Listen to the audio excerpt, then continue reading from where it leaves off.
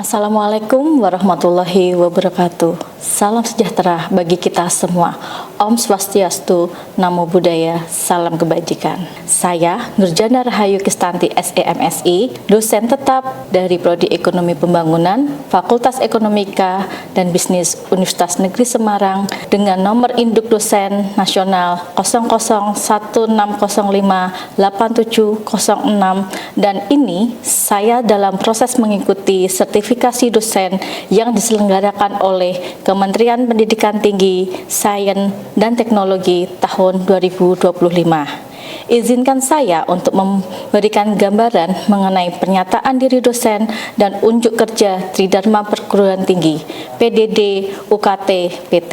Pada PDD UKT PT di bidang pengajaran, saya akan memaparkan salah satu mata kuliah yang saya ampu, mata kuliah Ekonomi Perkotaan dan Pedesaan. Saya mengajar mata kuliah Ekonomi Perkotaan dan Pedesaan di semester gasal tahun 2024-2025 dengan bobot 3 SKS, dan mata kuliah ini merupakan mata kuliah wajib Ekonomi Pembangunan. Mata kuliah ini diampu secara peer teaching sehingga di dalam penyusunan RPS selalu berdiskusi dengan dosen pengampu lain dalam mata kuliah ini. Mata kuliah Ekonomi Perkotaan dan Pedesaan merupakan mata kuliah yang menekankan pembahasan pada struktur ekonomi baik di perkotaan maupun pedesaan.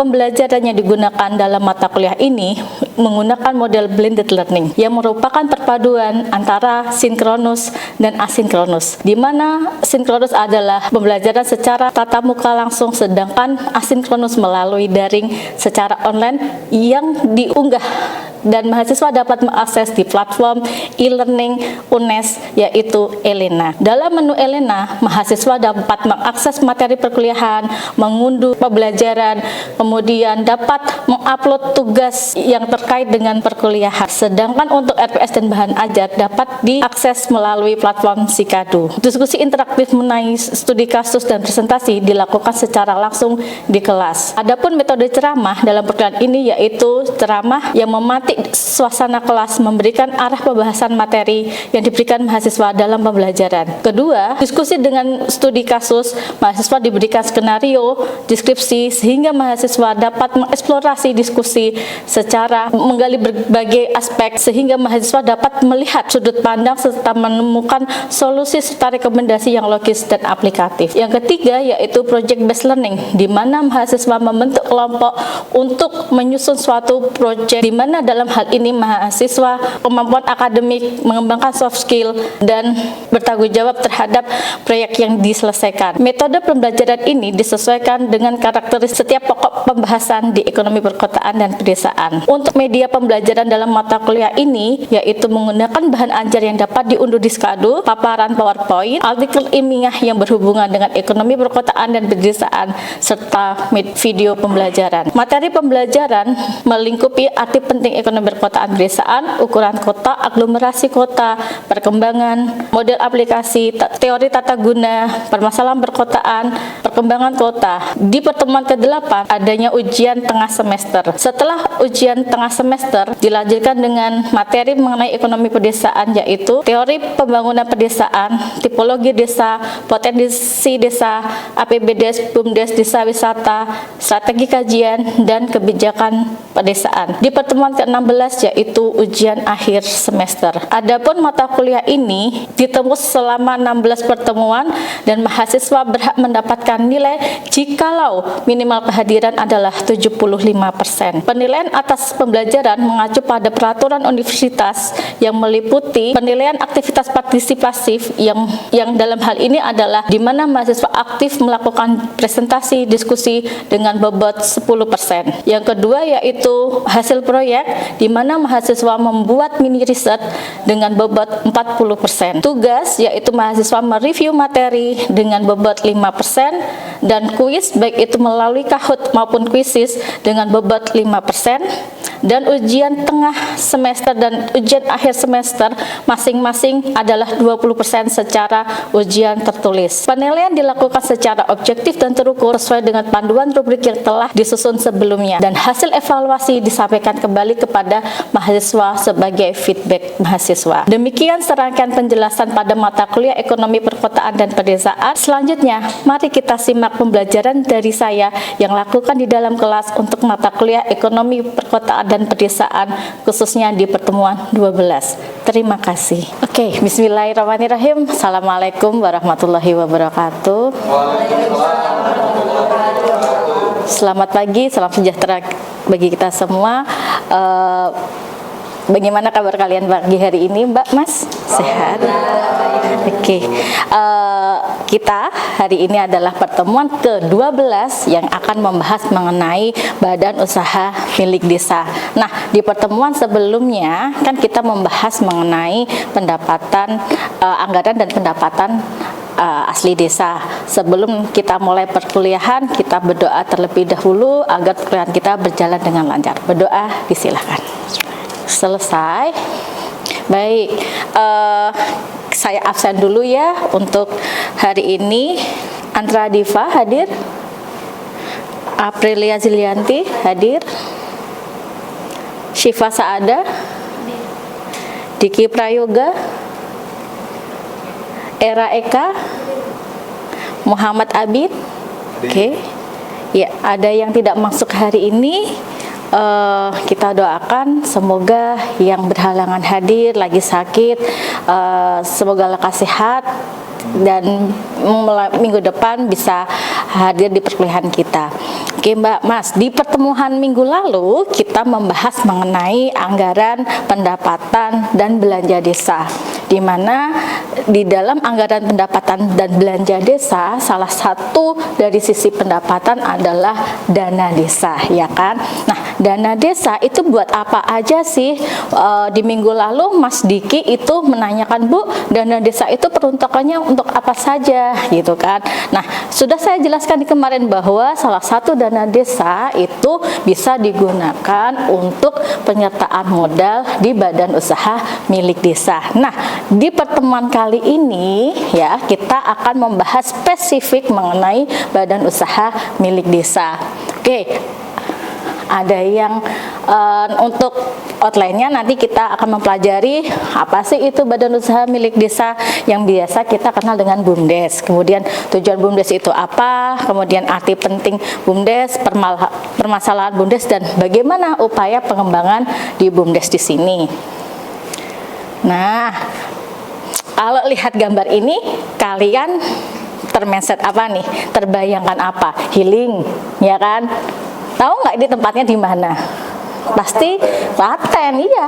Di mana ini adalah salah satu tempat wisata terkenal di Klaten, yaitu berada di Umbul Ponggok. Nah, kalau Mbak Mas yang sudah pernah ke sana ataupun ya scrolling lah ya di sosial media, pasti iklan-iklannya itu banyak menawarkan paket wisata. Salah satunya tujuan objek wisatanya adalah di Umbul Ponggok. Nah, di Umbul Ponggok di sini kita dapat melakukan aktivitas wisata air, ya, baik itu snorkeling, mau diving, atau hanya sebatas ya bermain dengan air saja, ya, bermain dengan air.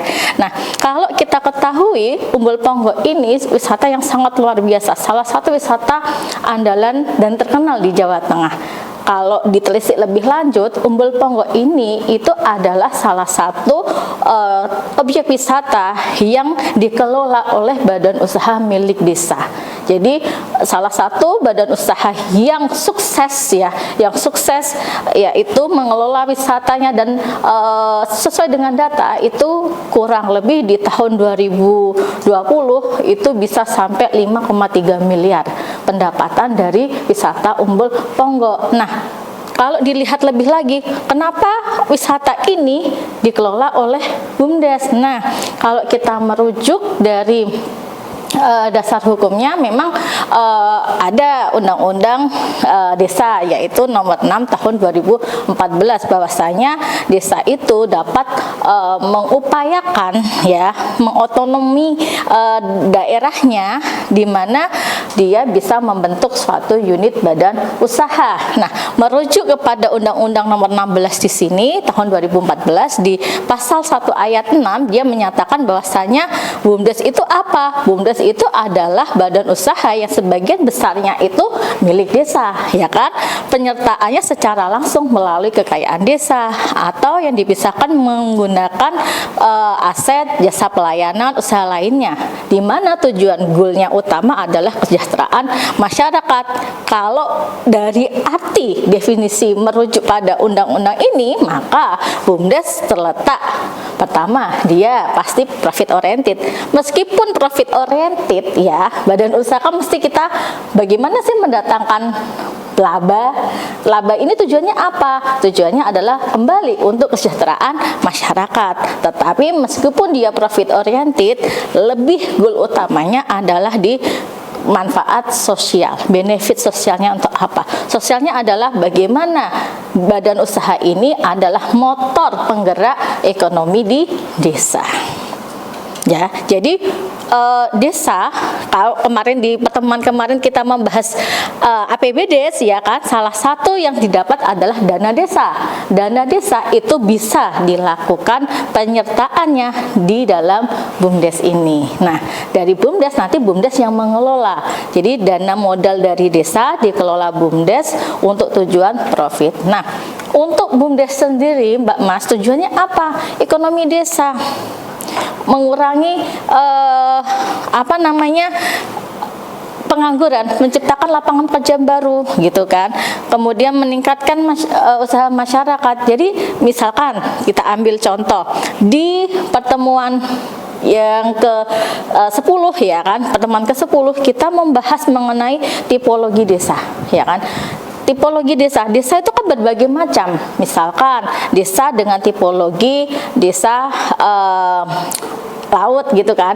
Kita bisa mengelola laut ini sebagai potensi, gitu kan, sebagai potensi untuk menggerakkan roda perekonomian. Nah, untuk mewadahi potensi ini dibentuklah BUMDes, gitu kan. Nah, kalau dari contoh tadi, ya kan, Umbul Ponggok, potensinya apa? Oh, potensinya dia adalah air, ya kan, karena di sana sumber mata airnya luar biasa melimpah. Dia adalah sumber daya alam yang sangat melimpah airnya. Di sana ada aqua loh, ya kan, sumber mata airnya jernih. Banyak mata air yang bisa dimanfaatkan. Kalau hanya sekedar dijual di aqua, ya nggak ada kelebihan di masyarakat sendiri, tapi bagaimana dikelola oleh masyarakat. Oke, kita buat apa? Oke, kita buat wisata. Jadi berdasarkan tipologinya, ya, tipologi desa, oh di situ ada air, ya sudah, ya kita buat objek wisata air, basisnya air, kita buat Umbul ini sebagai wisata, wahana wisata. Jadi ketika di dalam tipologinya adalah dia menjadi desa wisata, maka pasti kalau yang namanya wisata kan ada harga tiket masuk, ya, pengunjung ditarik tiket menjadi pendapatan, ya kan, belum lagi urusan parkir, kemudian souvenir, apalagi wisata pasti butuh jajan, makan, pasti di situ ada usaha kuliner. Jadi ketika satu desa itu menggunakan potensinya, maka dia akan mendatangkan benefit yang multiplier efeknya. Oleh karenanya pasti goal utamanya adalah bagaimana menciptakan kesejahteraan masyarakat. Jadi tujuan BUMDes ini dia mengorganis, Mbak Mas. Oke.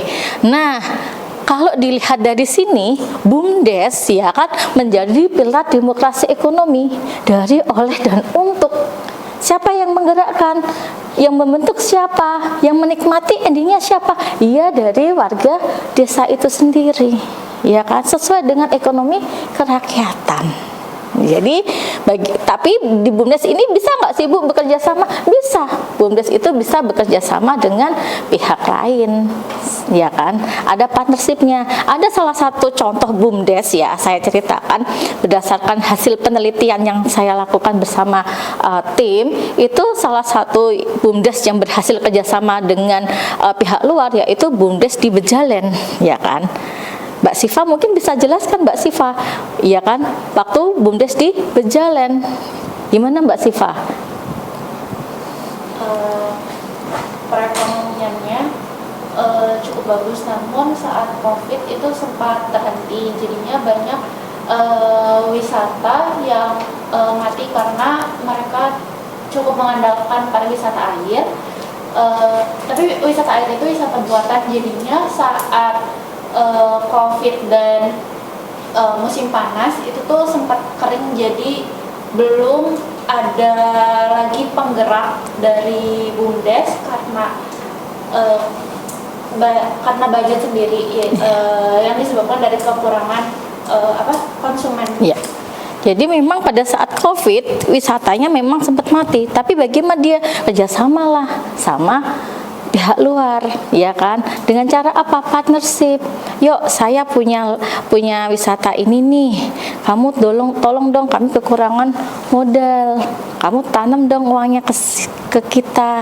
Nah, itu bisa menjadi bentuk suatu partnership. Karena apa? Pada saat COVID luar biasa dampaknya terhadap BUMDes-BUMDes yang bergerak di wisata. Oke, kita lanjutkan. Nah, oleh karenanya, tadi yang saya jelaskan bahwasanya BUMDes ini salah satunya disuntik dari dana desa, tetapi tidak menutup kemungkinan BUMDes itu mendapatkan tambahan modal.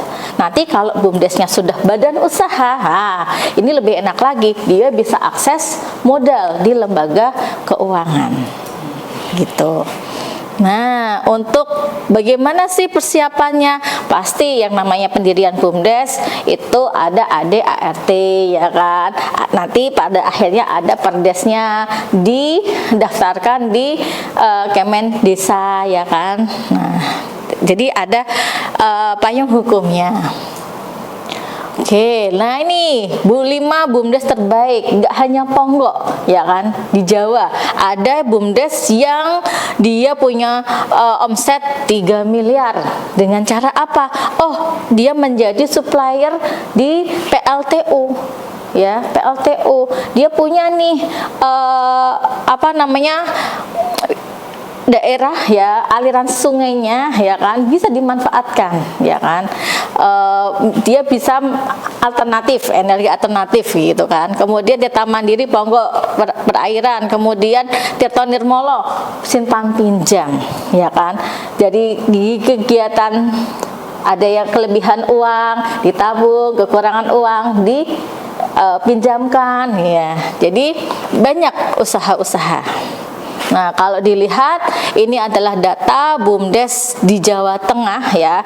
Itu total sampai dengan tahun 2023 itu ada 7.534 BUMDes yang tersebar di Provinsi Jawa Tengah.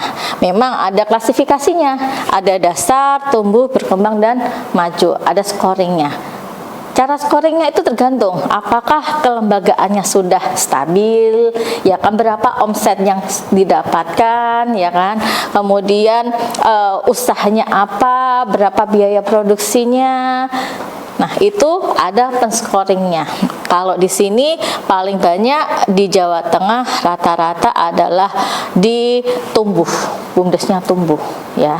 Kalau merintis kan baru untuk mendirikan BUMDes, dia masuk ke rintisan, udah mulai bergerak, sudah ada hasil, dia masuk ke tumbuh. Kalau Ponggok itu sudah maju, dia sudah mendapatkan income lebih dari 1 miliar per tahunnya, ya kan. Jadi dapat dinikmati.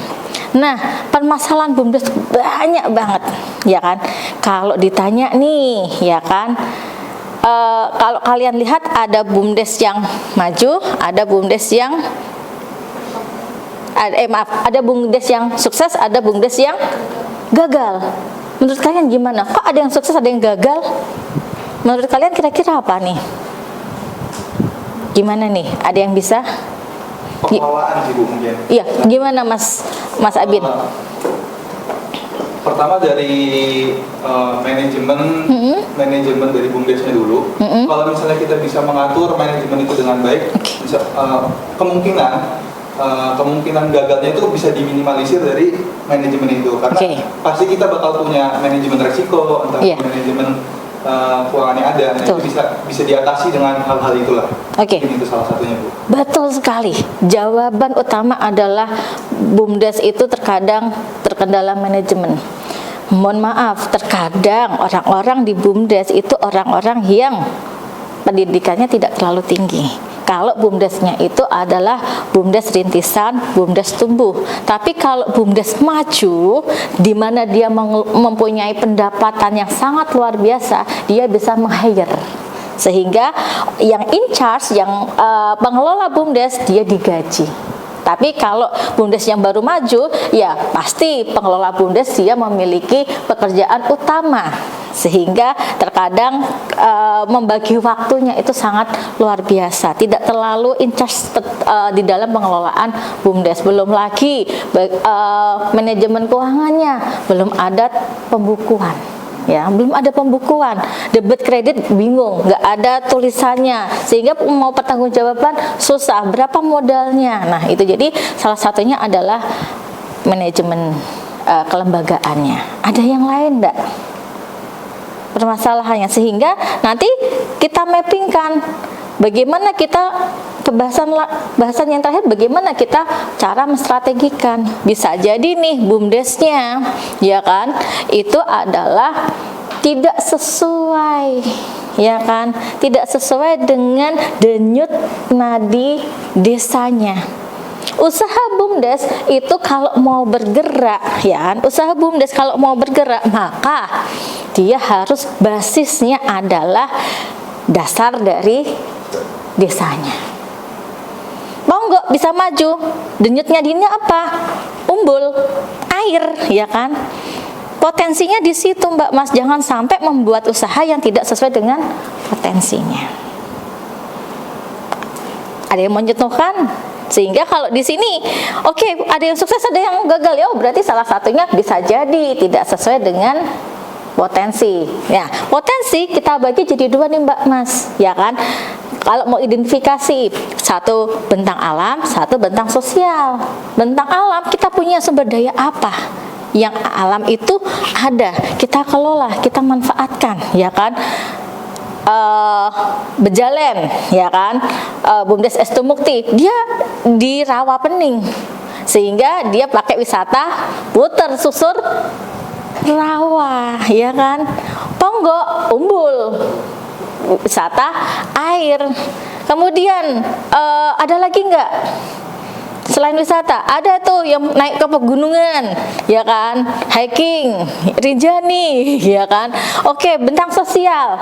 Bentang sosial tuh bisa mendatangkan uang loh di sini, menjadi potensi. Misalkan ada tradisi nyadran, ya kan, nyadran.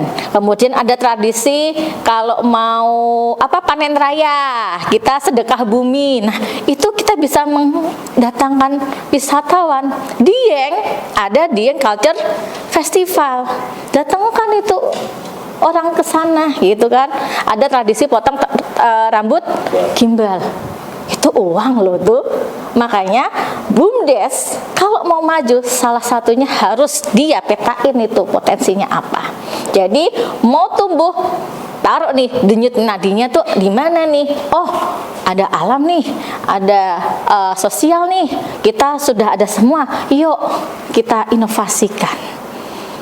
Ada sawah di Swarga Bumi, ada sawah.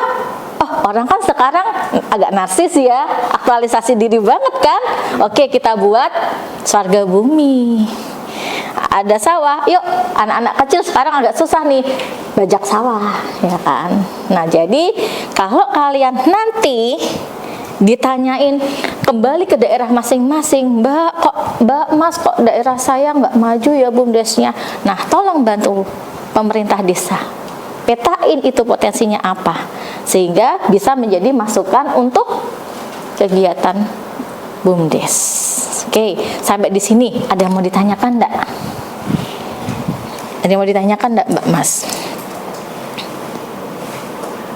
Ada yang mau ditanyakan? Ya, gimana Mbak Diva? Jadi dulu, tadi saya tertarik Iya. mengenai COVID-19. Iya. Kan kita tahu itu kalau BUMDes itu sumber utamanya ada di sumber pendapatan utama di desa ada di BUMDesnya. Ya.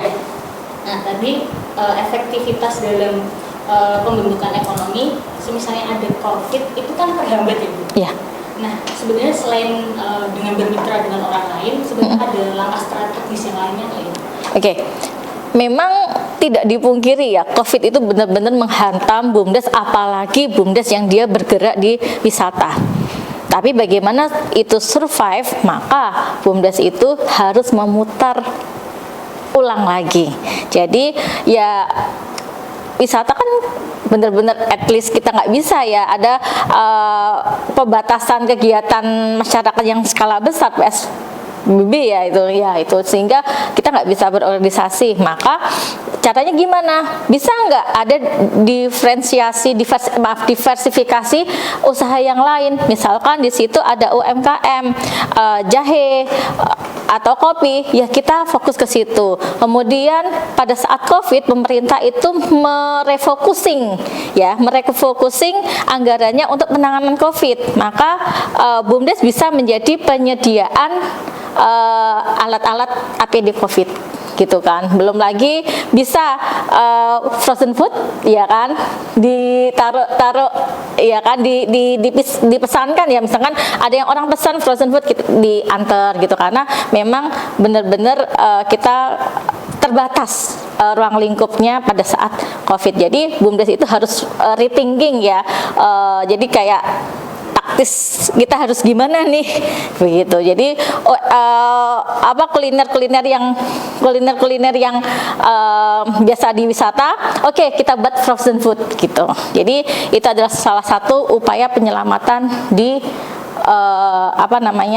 pada saat COVID. Oke, ada yang mau ditanyakan lagi? Jadi strategi BUMDes, maka kita lihat dulu sisi potensinya apa, ya kan, baik itu sumber daya alam, kemudian tenaga kerjanya bagaimana, karakteristik masyarakatnya, ya kan, kemudian kita guyup satu, ya kan, satu visi, satu misi, maka yakinlah bahwasanya BUMDes itu bisa. Akan tetapi BUMDes itu harus ada kerjasama dengan pihak lain kalau mau maju gitu kan. Kita sebagai calon akademisi ya, Anda kan akademisi, calon-calon ekonom ke depan, Anda akan ekonom pengambil kebijakan, maka mulai dari diri kalian bisa berpartisipasi menggerakkan BUMDes ya. Dengan cara apa? Yuk dibantu desanya. Ada apa Pak Kades yang perlu saya bantu? Oh ini Mbak, oke, kami bantu cari kebijakan, formulasinya apa, potensinya apa, Pak harusnya begini. Itu adalah peran serta. Jadi BUMDes itu membutuhkan bantuan kita semua ya. Jadi maju bareng, bangun Indonesia mulai dari desa ya. Ada yang mau ditanyakan lagi? Tidak ada?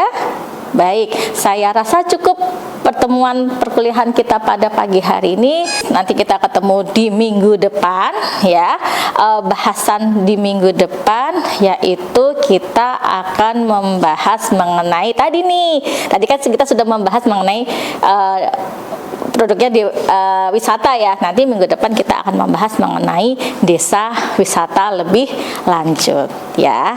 Nanti silahkan dipelajari materi yang sudah saya upload, sehingga kita di pertemuan minggu depan kita bisa langsung diskusi.